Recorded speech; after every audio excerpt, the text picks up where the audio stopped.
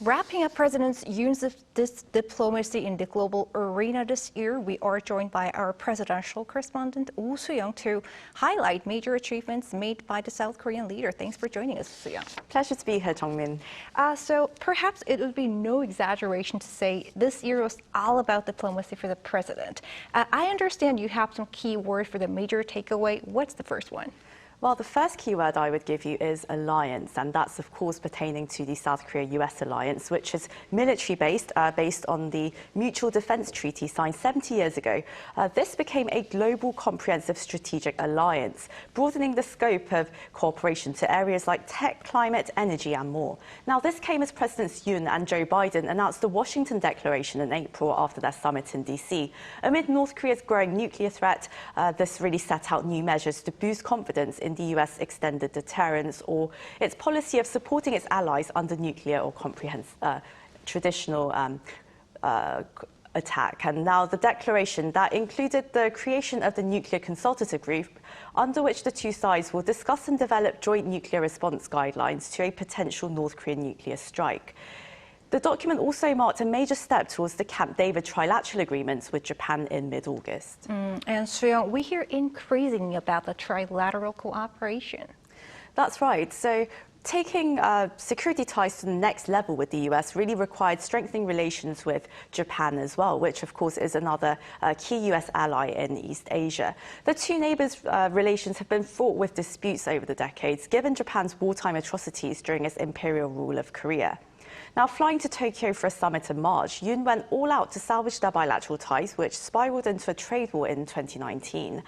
Now, Prime Minister Fumio Kishida, he responded in kind and also invited Yoon to the G7 Hiroshima summit. Now, after that, the two leaders joined Biden at Camp David, inking documents on their shared vision and course of action for Indo-Pacific peace and prosperity, as well as joint measures to address North Korea's provocations, such as missile information sharing. Third, they fostered an agreement to consult each other on any perceived regional security challenge. So the aim of the Camp David agreements were really to institutionalize trilateral cooperation across the Indo-Pacific region. But observers wonder whether the three countries could go further and form an alliance system or a mechanism perhaps loosely resembling the North Atlantic Treaty Organization, otherwise known as NATO, of course. Now, the question, will it last? That's a very good question.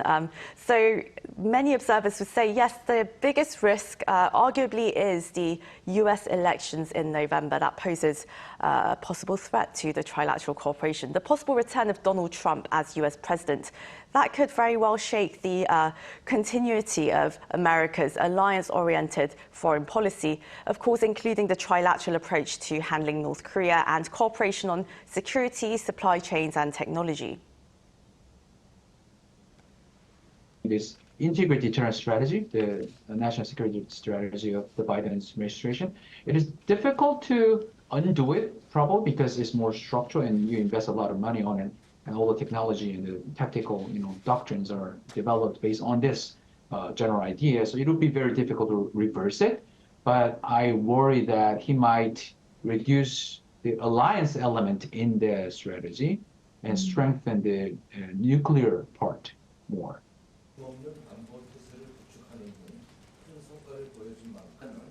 Perhaps that's why we saw Yoon instate Cho Tae-yong, his current national security advisor, known for his deep knowledge and familiarity with US affairs.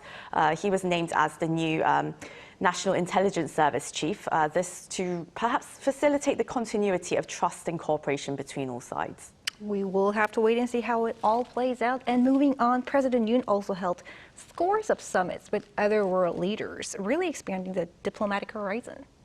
That's right. So traditionally, we saw South Korea really focus on its relations with the United States, China, then Japan and Russia as key countries surrounding the Korean Peninsula on more of core security issues, while pursuing more non-political trade deals with other countries.